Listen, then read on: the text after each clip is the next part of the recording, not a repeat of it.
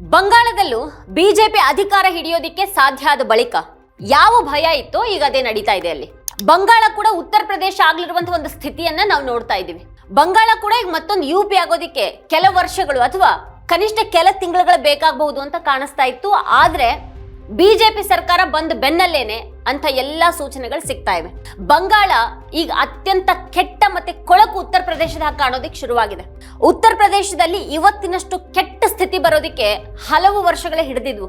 ಆದ್ರೆ ಬಂಗಾಳ ಮೊದಲ ವಾರದಲ್ಲಿನೇ ಅಂತ ಒಂದು ಸ್ಥಿತಿಯನ್ನ ತಲುಪ್ತಾ ಇದೆ. ಅಲ್ಲಿನ ಮುಸ್ಲಿಂ ಬಹುಸಂಖ್ಯಾತ ಪ್ರದೇಶದಲ್ಲಿ ಪರಿಸ್ಥಿತಿ ವಿಕೋಪಕ್ಕೆ ಹೋಯಿತು.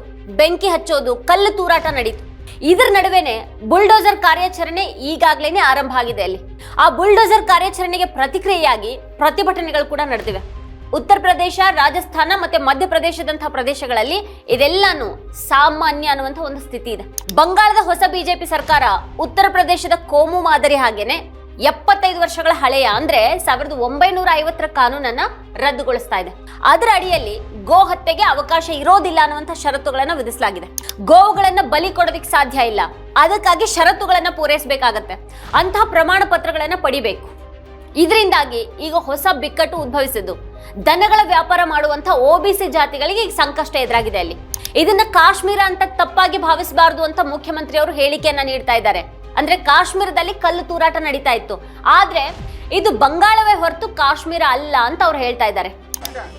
देखिए, कश्मीर में पहले खत्म हो गया, कश्मीर में बहुत पहले खत्म हो गया जब धारा 370(35)A को एबोलिश किया भारत सरकार, तब से खत्म हो गया. कश्मीर में इस तरीके से इंसिडेंट नहीं होता. बंगाल में थोड़ा आदत इनको पड़ गया था कि हम लोग को कुछ नहीं करेगा कुछ सरकार पुलिस. ಮತ್ತೆ ಇನ್ನೊಂದ್ ಕಡೆಗೆ ಉತ್ತರ ಪ್ರದೇಶದಲ್ಲಿ ಸಿಎಂ ಆದಿತ್ಯನಾಥ್ ಬೀದಿಗಳಲ್ಲಿ ನಮಾಜ್ ಮಾಡೋ ಹಾಗಿಲ್ಲ ಅನ್ನೋದನ್ನ ಸ್ಪಷ್ಟಪಡಿಸ್ತಾ ಇದ್ದಾರೆ. ಉತ್ತರ ಪ್ರದೇಶದಲ್ಲಿ ಇನ್ನು ಮುಂದೆ ರಸ್ತೆಗಳಲ್ಲಿ ನಮಾಜ್ ಮಾಡಬಾರ್ದು ಅಂತ ನಾವು ಹೇಳಿದೀವಿ, ನೀವು ನಮ್ಮೊಂದಿಗೆ ಒಪ್ಕೊಂಡ್ರೆ ನಾವು ಅದನ್ನ ಪ್ರೀತಿಯಿಂದ ವಿವರಿಸ್ತೀವಿ, ಇಲ್ಲ ಅಂತಂದ್ರೆ ನಮಗೆ ಬೇರೆ ಮಾರ್ಗಗಳು ಗೊತ್ತಿವೆ ಅಂತ ಅವ್ರು ಹೇಳಿದ್ದಾರೆ. लोग मुझसे पूछते हैं, साहब आपके यहाँ यूपी में क्या सड़कों पे सचमुच नमाज नहीं होती? मैं कहता हूं कतई नहीं होती है, आप जाके देख लो, नहीं होती है. अरे सड़कें चलने के लिए है या कोई भी व्यक्ति आकर के चौराहे पे आके तमाशा बना देगा? क्या अधिकार है उसको सड़क रोकने का? आवागमन बाधित करने का कौन सा अधिकार है? जहां उसका स्थल होगा वहां जाके करें. उन लोगों ने मुझसे कहा साहब कैसे होगा, हमारी संख्या ज्यादा है. हमने कहा शिफ्ट में कर लो, तुम्हारे घर में रहने की जगह नहीं है तो भाई संख्या नियंत्रित कर लो, और नहीं है सामर्थ्य क्यों बेकार आगे संख्या बढ़ाई जा रहे हैं. और ये चाहिए आपको कि अगर आपको सिस्टम के साथ रहना है तो याद करना, हम उन नियम और कानून को मानना शुरू करें. कानून का राज होगा, कानून के राज को सबको समान रूप से लागू करेंगे. नमाज पढ़नी आवश्यक है, आप शिफ्ट में पढ़िए, हम उसको रोकेंगे नहीं, लेकिन सड़क पर नहीं.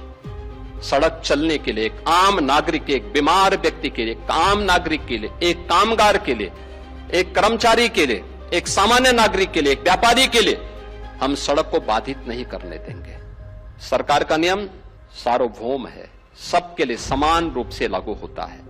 हमने सबको कहा, हमने कभी नहीं चलने देंगे, अराजकता नहीं सड़कों पे फैलने देंगे. प्यार से मानेंगे ठीक बात है, नहीं मानेंगे तो दूसरा तरीका अपनाएंगे. हमारा काम है संवाद बनाना. आप संवाद से मानेंगे, संवाद से, नहीं तो संघर्ष से भी देख लो. बरेली में लोगों ने हाथ आजमाने का कार्य किया, देख लिया ताकत. इसलिए सरकार उन सिस्टम के साथ पूरी व्यवस्था को जोड़ना चाहती है. ಆದ್ರೆ ಅವ್ರು ಯಾವತ್ತೂ ಕೂಡ ಕಾವಾಡಿಗಳ ಬಗ್ಗೆ ಇದೇ ಮಾತನ್ನ ಹೇಳಿಲ್ಲ. ಸಾರ್ವಜನಿಕ ಸ್ಥಳವನ್ನ ಆಕ್ರಮಿಸಬಾರದು ಅನ್ನೋದಾದ್ರೆ ಈ ತತ್ವ ಮತ್ತೆ ಈ ನಿಯಮ ಎಲ್ಲಾ ಧರ್ಮಗಳಿಗೂ ಕೂಡ ಸಮಾನವಾಗಿದ್ರೆ ಮಾತ್ರ ಸರಿ ಅಲ್ವಾ ಇದು? ಅವರ ರಸ್ತೆಯಲ್ಲಿ ಹೇಗ್ ಬೇಕಾದ್ರೂ ನಡೆದುಕೊಳ್ಬಹುದು, ಆದ್ರೆ ಮುಸ್ಲಿಮರು ಪ್ರಾರ್ಥನೆಗಾಗಿ ಒಂದು ಕೆಲವು ನಿಮಿಷಗಳ ಕಾಲ ಆ ರಸ್ತೆ ಬಳಸೋದಿಕ್ಕೆ ಅಲ್ಲಿ ಅವಕಾಶ ಇಲ್ಲ. ಇಂಥ ಮನಸ್ಥಿತಿ ಅವರು ಈಗ ಬಂಗಾಳದಲ್ಲಿ ಬಂದು ನಿಂತ್ಕೊಂಡಿದ್ದಾರೆ. ಬಿಜೆಪಿ ಆಳ್ವಿಕೆಯಲ್ಲಿರುವಂತಹ ಇತರ ರಾಜ್ಯಗಳಲ್ಲಿಯೂ ಕೂಡ ಕಂಡು ಬಂದಿರುವಂತಹ ಅತಿರೇಕಗಳು, ಕಾನೂನಿನ ಮೂಲಕ ನಡೆಸುವಂತಹ ದಬ್ಬಾಳಿಕೆಗಳು ಈಗ ಬಂಗಾಳದಲ್ಲೂ ಕೂಡ ಶುರು ಆಗ್ತಾ ಇವೆ. ಅರ್ಫಾ ಖನಂ ಶರ್ವಾನಿ ಅವರೊಂದಿಗಿನ ಮಾತುಕತೆಯಲ್ಲಿ ಈ ನ್ಯೂಸ್ ರೂಮ್ ಇಂಡಿಯಾ ವ್ಯವಸ್ಥಾಪಕ ಸಂಪಾದಕ ಶಹನ್ವಾಜ್ ಅಖ್ತರ್ ಅವರು ಬಿಜೆಪಿ ಅಧಿಕಾರಕ್ಕೆ ಬಂದ ಬಳಿಕ ನಿಯಮಗಳು, ಕಾನೂನಿನ ಆಳ್ವಿಕೆ ಬಗ್ಗೆ ಅವರಲ್ಲಿ ಇದ್ದಂತಹ ಆತಂಕಗಳು ನಿಜ ಆಗ್ತಾ ಇರೋದ್ರ ಬಗ್ಗೆ ಅವ್ರು ಹೇಳಿದ್ದಾರೆ. ಪ್ರಮಾಣ ವಚನ ಸ್ವೀಕರಿಸಿದ ಸ್ವಲ್ಪ ಸಮಯದ ನಂತರ ಬಂಗಾಳದಲ್ಲಿ ನಡೆದಂತ ಹಿಂಸಾಚಾರಗಳ ಬಗ್ಗೆ ಅವರು ಪ್ರಸ್ತಾಪ ಮಾಡಿದ್ದಾರೆ. ಹಾಗೇನೆ ಅಕ್ರಮ ಕಟ್ಟಡಗಳು ಅನ್ನುವಂತ ಹೆಸರಿನಲ್ಲಿ ಬುಲ್ಡೋಜರ್ ಕಾರ್ಯಾಚರಣೆ ಬಗ್ಗೆ ಕೂಡ ಅವ್ರು ಹೇಳಿದ್ದಾರೆ. अभी ओथ लिए ज्यादा वक्त नहीं गुजरे थे, उसके बाद अनफॉर्चुनेटली एक फायर की इंसिडेंट हुई है तोपसिया और तिलजिला इलाके में. स्पेसिफिकली वो तिलजिला का इलाका है, तोपसिया भी उससे सटा हुआ है. तो इस इलाके में फायर का एक फैक्ट्री में इंसिडेंट होता है, जो फैक्ट्री भी है और रेसिडेंशियल इलाका भी है. ठीक है, उस तरह की चीजें नहीं होना चाहिए, पर आइडियलिस्टिकली बहुत सारी सिचुएशन नहीं होना चाहिए, पर वो इंसिडेंट हो जाता है और उसके बाद दूसरे ही दिन वहां पे नोटिस आता है और विद इन 1.5 आवर बुलडोजर वहां पहुंच जाती है और बुलडोजर अपनी कार्रवाई शुरू कर देती है. ವಿವಿಧ ಪ್ರದೇಶಗಳಲ್ಲಿ ಅಕ್ರಮ ನಿರ್ಮಾಣ ಇದೆ ಅಂತ ಹೇಳುವಂತ ಘೋಷಣೆಗಳನ್ನ ಮಾಡಲಾಗುತ್ತೆ. ನಿಜವಾಗಿನೂ ಅಕ್ರಮ ಅನ್ನುವಂತ ಒಂದು ಪದವನ್ನ ಕೂಡ ಬಳಸಬಾರದು. ಅನಧಿಕೃತ ನಿರ್ಮಾಣ ಅನ್ನೋದು ಸರಿ, ಆದ್ರೆ ಅಕ್ರಮ ಅನ್ನುವಂತ ಒಂದು ಪದವನ್ನ ಬಳಸೋ ಮೂಲಕ ಮೊದಲ ಹಂತದಲ್ಲಿನೇ ಕಳಂಕ ಅಂಟಿಸುವಂತ ಒಂದು ಕೆಲಸ ನಡೆದಿದೆ ಅಂತ ಅಖ್ತರ್ ಹೇಳ್ತಾರೆ. ಅಕ್ರಮ ಕಟ್ಟಡಗಳ ಬಗ್ಗೆ ಬಿಜೆಪಿ ಸರ್ಕಾರ ಉಲ್ಲೇಖ ಮಾಡಿದಂತಹ ಪ್ರದೇಶಗಳು ಹೆಚ್ಚಾಗಿ ಅಲ್ಪಸಂಖ್ಯಾತರ ಪ್ರಾಬಲ್ಯದ ಪ್ರದೇಶಗಳಾಗಿವೆ. ಆದ್ರೆ ನಿಜವಾಗಿನೂ ಈ ಅನಧಿಕೃತ ನಿರ್ಮಾಣಗಳಿರುವ ಮತ್ತೆ ಗಲಭೆಗಳಾಗುವಂತ ಬೇರೆ ಪ್ರದೇಶಗಳು ಕೂಡ ಅಲ್ಲಿವೆ. ಅವುಗಳ ಬಗ್ಗೆ ಹೇಳದೇನೆ ಮುಸ್ಲಿಂ ಪ್ರಾಬಲ್ಯದ ಪ್ರದೇಶಗಳನ್ನ ಮಾತ್ರನೇ ಉಲ್ಲೇಖ ಮಾಡಿರೋದ್ರ ಬಗ್ಗೆ ಅಖ್ತರ್ ಅವರು ಗಮನ ಸೆಳೀತಾರೆ. तो इस तरह का जो इमीडिएट रिएक्शन है, अभी आपके विभागों का बंटवारा तक नहीं हुआ है मंत्रियों का, और उसके बाद ये कार्रवाई शुरू हो जाती है. और जो ओनर्स हैं वो अच्छे समझदार लोग हैं, ऐसा नहीं है कि जो वो हमें पता है कि अपने कम्युनिटी में भी बहुत वेल नोन लोग हैं, वो लोग ऐसे नहीं है, और उनको फिर अपने सामान को भी हटाने का मौका नहीं दिया जाता है और बुलडोजर पूरी फोर्स वहाँ खड़ी हो जाती है, जैसे बहुत बड़ा इशू हो गया.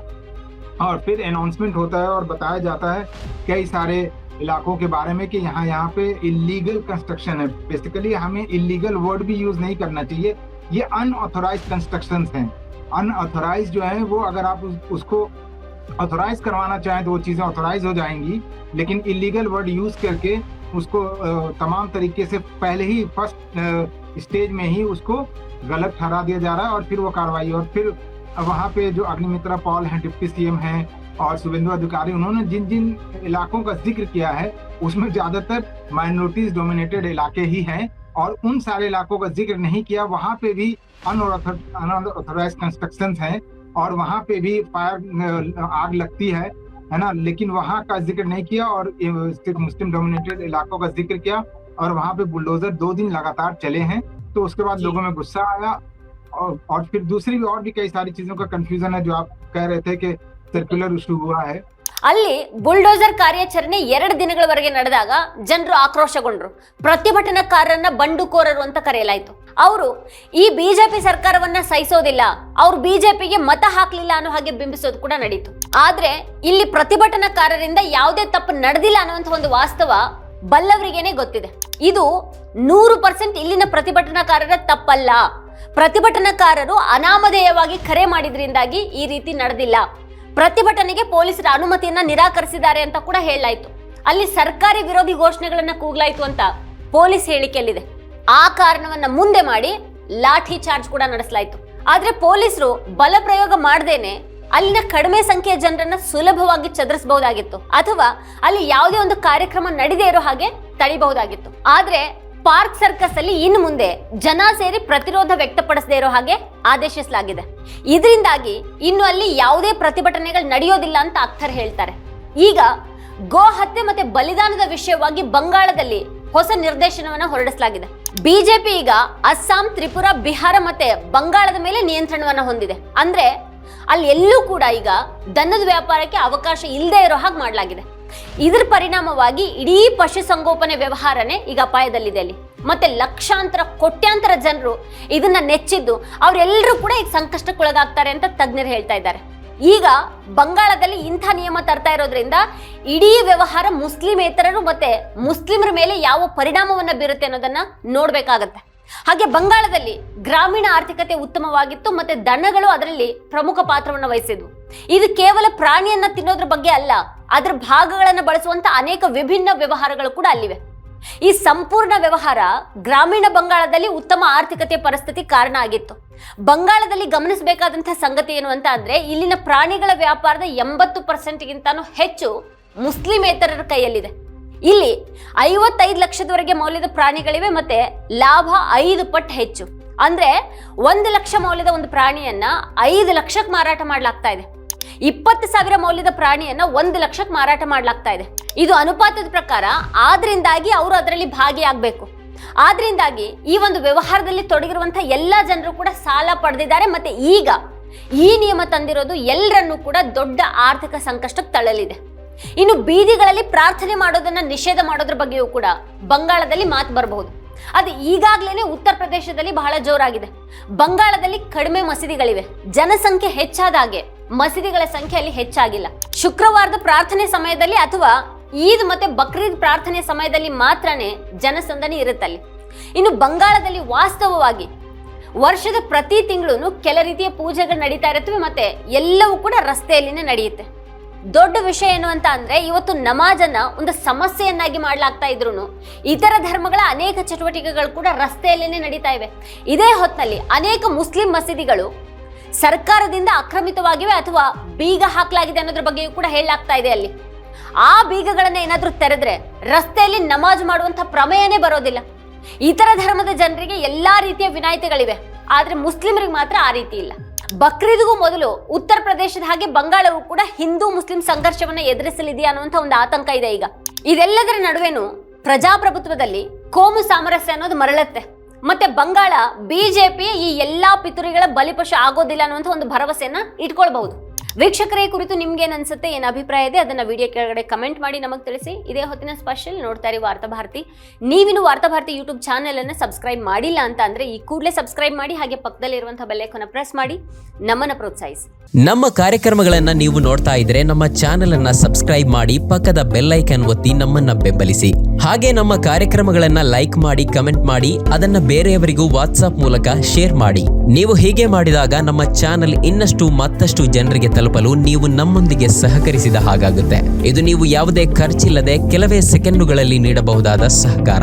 ಧನ್ಯವಾದಗಳು.